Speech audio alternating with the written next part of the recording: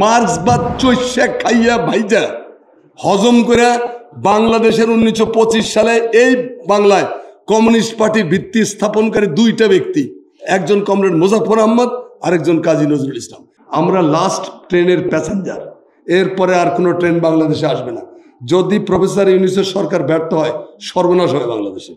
সুভাষ বোস ছিলেন নজরুলের লাইন।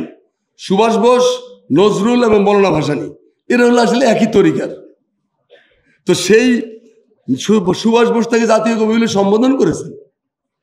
আচার্য প্রফুল্লচন্দ্র রায়ের কথা বলেছে, আমি ওদিকে যাচ্ছি না। আর মৌলানা ভাসানী কি বললেন?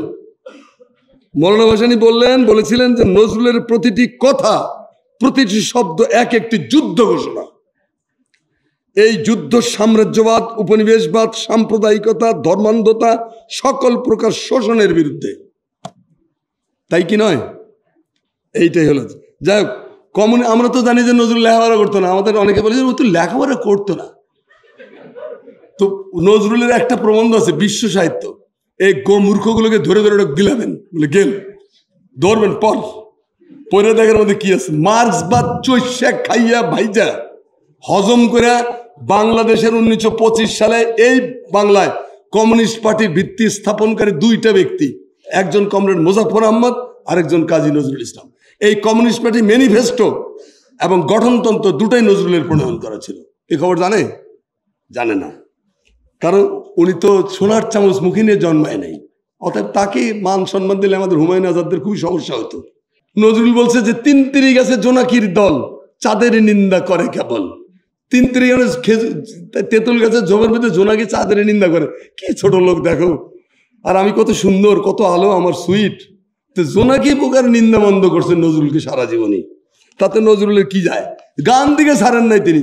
গান দিকে নিয়ে বলেছেন যে সুতা কেটে মোরা স্বাধীনতা চাই, বসে বসে কালগুনি, জাগরে জোয়ান, বাদ ধরে গেল মিথ্যার তাঁতবুনি।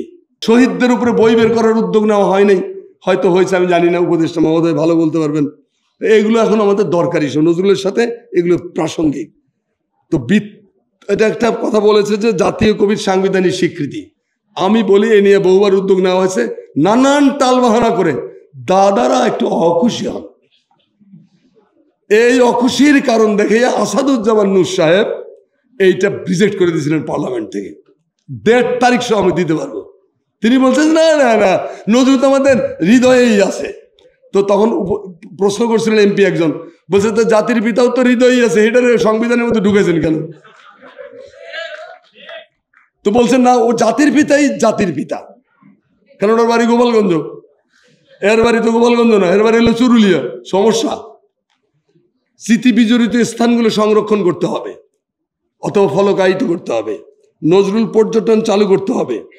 নজরুল ইনস্টিটিউটের নাম অত্যন্ত অভদ্র জনচিত, অশোভন একটা বর্বর আচরণ করেছে বিগত সরকার, এই ফ্যাসিস্টরা। নজরুল ইনস্টিটিউটের আদি নাম হলো নজরুল ইনস্টিটিউট, এর মধ্যে সম্মান আছে। এখন লাগাই দিয়েছে কবি নজরুল ইনস্টিটিউট। এটা কিন্তু শিবলির দোষ না, এটা রশিদ হায়দার সাহেবের জামানায়, রশিদিয়া জামানায় এটা হয়েছিল। তো রশিদিয়া জামানায় এটা হওয়ার ফলে কেন করা হয়েছিল? তাহলে জাতীয় কবি কেন করা হয়নি? জাতীয় কবি নজরুল ইনস্টিটিউট, সেটা তো করা হয় নাই। তাহলে এখানে কি করা হয়েছে? নজরুলকে 8-10 জন সাধারণ কবির সাথে মিশিয়ে দেওয়া হয়েছে।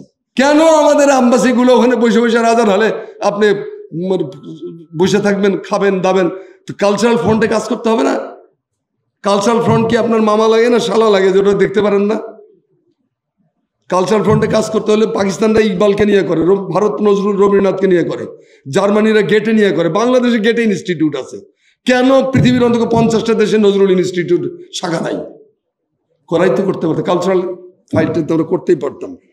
তো এই কাজগুলো দ্রুত যদি আমরা করতে পারি, তাহলে আমার মনে হয় যে নজরুলের প্রতি এবং বিপ্লবের প্রতি যথার্থ সম্মান দেওয়া হবে। তো একটা কারণ কথা, যে ঘুমাইয়া কাজা করেছ ফজর, তখনও জাগনি যখন জোহর, হেলায় ফেলায় কেটেছে আছর, মাগরেবের ওই 16 আজান। এখনো এর সাথে হওরে সামিল, হয়তো জামাতে আছে স্থান। আমরা লাস্ট ট্রেনের প্যাসেঞ্জার, এরপরে আর কোনো ট্রেন বাংলাদেশে আসবে না। যদি প্রফেসর ইউনূসের সরকার ব্যর্থ হয়, সর্বনাশ হয় বাংলাদেশের। এই ট্রেনে আমাদের অনেক বক্তব্য আছে, পক্ষে বিপক্ষে আছে, থাকুক, কিন্তু আমরা সবাই চাচ্ছি এই গভর্নমেন্ট সফল হোক। সফল করতে হবে আমাদের স্বার্থে, আমাদের অস্তিত্বের স্বার্থে, আমাদের পিঠের চামড়া রক্ষার স্বার্থে, মানচিত্রকে রক্ষার স্বার্থে।